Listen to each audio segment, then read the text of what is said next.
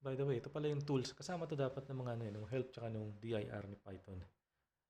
Kapag kayo magde-debug sa Python na magte-testing, kailangan alam nyo rin ito or at least advantage nyo kung alam nyo itong technique na to, which is yung paggamit ng interactive session ni Python.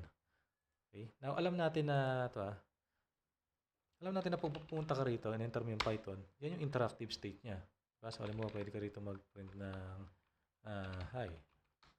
Pwede ka rin dito mag-add ng number. Halimbawa, 6 plus 5. Yan yung interactive session yan. Now, paano kung halimbawa, ang gusto kong gawin is i-testing ko ito sa loob ng interactive session. Paano natin gagawin yan?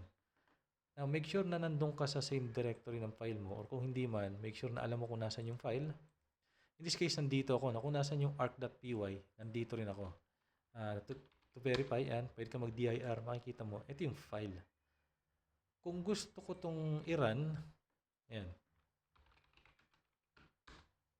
Lalabas yan. Pero kung gusto ko pa mag-testing ng add numbers, ayoko naman maglagay ng kung ano-ano pang code dito para lang matesting ko siya. So, ang gagawin natin dyan is, lalagyan lang natin to ng -i. Yun lang idadagdag mo dyan. Pag in-enter mo yan, i-run niya to. The same pa rin, pero makita mo, nasa interactive session ka na. Ayan yung prompt niya.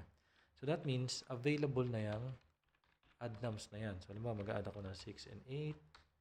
So, ayan. Nagana siya, di ba?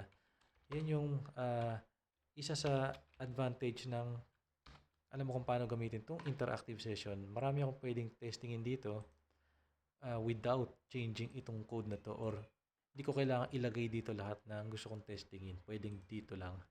This is also a good way para matesting mo lang or parang proof of concept lang kung tama yung pinaggagawa ng code mo. Or gusto mo lang i-demonstrate sa ibang tao yung code mo. So yan, pag nag-exit ka, balik ka lang ulit doon. So yun, applicable to kahit sa malalaking projects. Basta alam mo lang kung nasan yung path, lagyan mo lang ng -i, gagana yun. Okay?